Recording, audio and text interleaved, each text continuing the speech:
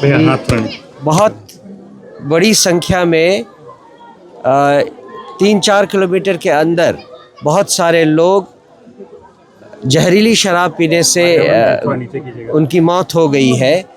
तो एक बार फिर से हमें वो बात याद आई जो जनसुराज बहुत पहले से कहती आ रही है, शराबबंदी केवल कागज़ों में है, घर घर शराब बिक रही है और बट रही है, लेकिन जो गरीब हैं जिनको इतनी महंगी शराब अब नहीं मिल सकती, उनको फंसाने के लिए जो जहरीली शराब बेचने वाले हैं वो लोग अपना धंधा चलाए हुए हैं और इसमें फंसते वही हैं जो बहुत ज़्यादा गरीब हैं।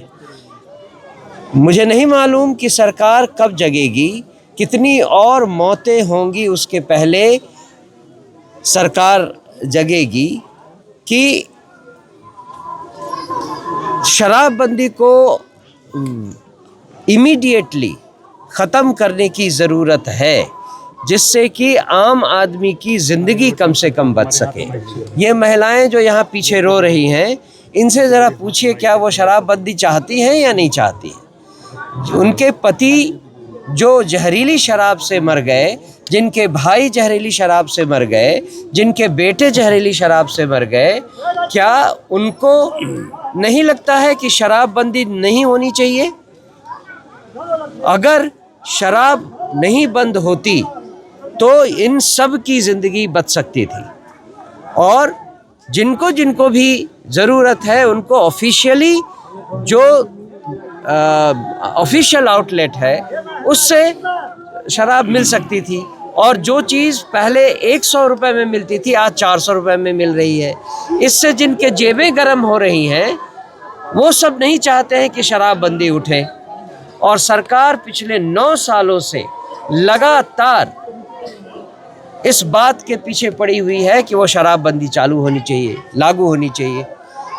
जनसुराज एक बार फिर इस मौके पर सरकार से आग्रह करती है कि शराबबंदी को जल्दी से जल्दी उठाया जाए और राज्य में कानून व्यवस्था को सही किया जाए।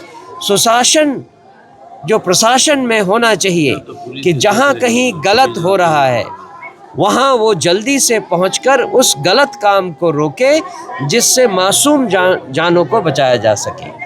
अभी जिनकी मौत हुई है यहाँ पर जहाँ पे हम आए हैं, उनके 4 लड़के और 1 लड़की है जो कि शादी करने लायक है और मांझी समाज में वो मजदूरी करते थे। उनके बच्चे भी परीक्षण मांझी जी और उनके बच्चे जो हैं वो पलायन के शिकार हैं, वो दूसरे राज्यों में जाकर नौकरी कर रहे हैं।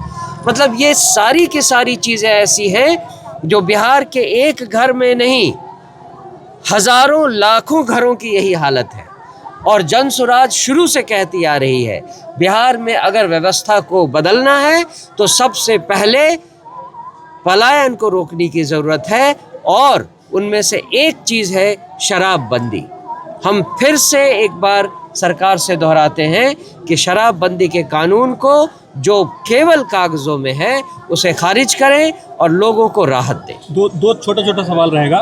क्या शराबबंदी पे पूर्ण रूपेण जो है सिस्टम और सरकार प्रशासन फेल है? और एक छोटा और सा सवाल इसमें रहेगा कि क्या शहर के पास होने के बावजूद इस प्रकार का जो अवैध व्यवस्था जो है वो फल फूल रहा है, क्या इसमें प्रशासन मिलीभगत भी हो सकती है? पहले मैं दूसरे सवाल का जवाब दूं।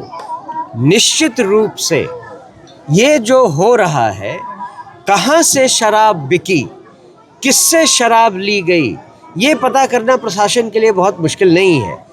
ये क्यों नहीं जल्दी से जल्दी होता है? बिना बात के जांच बिठाई जाती है, प्रशासन आकर 1-2 बातें कह देता है, कुछ लोगों को हॉस्पिटल ले जाने में मदद कर देता है। इससे प्रशासन के पाप नहीं धुल सकते। प्रशासन को अगर एफिशिएंट दिखना है तो उन्हें जल्दी से जल्दी ये पता करना चाहिए कि ये जो 40-44 लोग विभिन्न हालतों में हैं, 5-7 लोग मर चुके हैं, बाकी लोग मरने की कगार में हैं, उसके पीछे कौन है जो कि इस तरह के जहरीली शराब को बेचने का धंधा कर रहे हैं। पर पुलिस को और प्रशासन को दोनों को चौकस रहने की ज़रूरत है। और दूसरा, ये जो पहला सवाल आपने किया था, शराब शराबबंदी निश्चित रूप से ये सरकारी कमज़ोरियों का फल है और हम चाहते हैं कि सरकार जब शराबबंदी हटाए तो उसके साथ साथ पुलिस और प्रशासन को भी चाक चौबंद करने की ज़रूरत है। इस पर कोई शक नहीं। अध्यक्ष जी, इस पर इससे 3 साल पहले भी यहाँ मृत्यु हुई थी शराब पीने से। 44 लोगों की मृत्यु हुई थी 2023 में 44 लोग जी, इसी क्षेत्र में इसी थाना अंतर्गत। और आप आगे सोच इस कर तरह की घटना घटी है तो क्या आप सोच कर देख लीजिए कि 3 सालों तक भी सरकार की नींद नहीं खुली है और इस बीच में चुनाव आए, लोगों ने चुनाव भी वोट भी किया, लेकिन जनसुराज के समझाने के बावजूद लोगों की समझ में ये बात नहीं आई कि बदलाव किसे कहते हैं। अगर पुरानी सरकार रही तो ज़िंदगी वैसे ही चलेगी जैसे 44 मौतें पहले हुई थी। इस बार फिर से लगभग 44 लोग ही हैं जो जीवन और मौत से जूझ रहे हैं। लोगों को भी समझने की ज़रूरत है।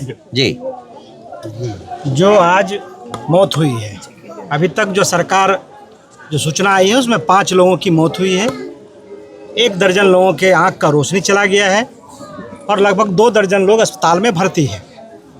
पूरे राज्य में 2016 में सरकार ने शराबबंदी लागू किया था सामाजिक सुधार कार्यक्रम के तहत, लेकिन उसका फलाफल ज़मीन पर बिल्कुल नहीं उतर पाया और यही कारण हुआ कि एक तरफ तो शराब आपने बंद कर दी, दूसरे तरफ इसी प्रदेश में जहरीली शराब और अवैध शराब का बड़ा धंधा यहाँ शुरू हो गया।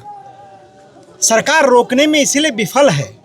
अभी तक कुल जो मौतें हुई है सरकारी आंकड़े के अनुसार 361 मौतें हुई है।